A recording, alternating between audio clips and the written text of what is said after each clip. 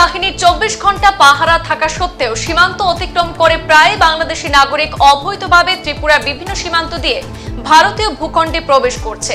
বলতে গেলে সীমান্তে তাদের অনুপ্রবেশ ঠেকাতে ব্যর্থ বিএসএফ বাহিনী। মাত্র কিছুদিন আগে বিএসএফ এর ডিরেক্টর জেনারেল ত্রিপুরা ভারত বাংলাদেশ সীমান্তের বিভিন্ন জায়গা পরিদর্শন করে গিয়েছেন, কিন্তু তাতেও থামছে না অনুপ্রবেশ।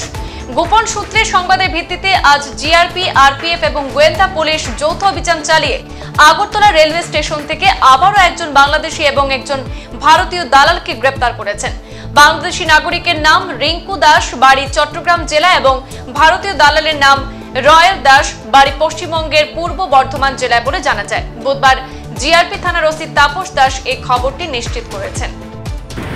হ্যাঁ, আমরা গতকালকে গোপন সংবাদ আছে যে একটা বাংলাদেশি র্যাকেট একটা গ্রুপ আছে, তারা মানে ভারতের বর্ডার ক্রস করে রেল স্টেশনে এসছে। তো তারপর আমরা আমাদের যে আরপিএফ আছে প্লাস গোয়েন্দা দপ্তর আছে, আমরা যারা কর্মীবৃন্দ আছে সবাই মানে রেল স্টেশনে ওই চেকিংয়ে মানে লেগে যায়। তারপরে আমরা একজন বাংলাদেশি লোককে অ্যারেস্ট করেছি, সঙ্গে ওনাকে যে হেল্প করছেন, যিনি কলকাতা বর্ধমান বাড়ি, ওনাকেও আমরা ডিটেন করেছি এবং অ্যারেস্ট করেছি। তো এই সুবাদে আমাদের জিআরপি থানাতে গতকালকে একটা মামলা নেওয়া হয়েছে।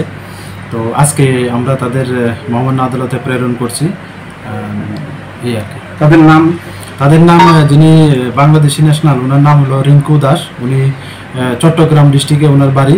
আর যিনি ইন্ডিয়ান, উনি রয়েল দাস, ওনার বাড়ি হলো পূর্ব বর্ধমান, ওয়েস্ট বেঙ্গল। তাদের কাছ থেকে কিছু পাওয়া গেছে? তাদের কাছ থেকে বেসিক্যালি ওই বাংলাদেশের কিছু ডকুমেন্টও পাওয়া গেছে, তারপর ইন্ডিয়ান কারেন্সি আছে, আর ওনাদের স্মার্ট মোবাইল ফোন আছে। তাদেরকে কি আজকে আদালতে পাঠানো হবে? হ্যাঁ, আমরা জুডিশিয়াল কাস্টডিতে আমরা রিমান্ড চাচ্ছি, তো ইন্টারোগেশন করা যায় আর কি, আরও কিছু পাওয়া যায়। একটা কি লাগানো আছে? হ্যাঁ, একটা তো আমাদের যে নতুন একটা আছে বিএনএস একটা আছে, তারপরে ফরেনার একটা আছে, আইপিপি একটা আছে। সংবাদ এই পর্যন্তই, ফিরছি পরবর্তী অন্যান্য আপডেট নিয়ে। ধন্যবাদ।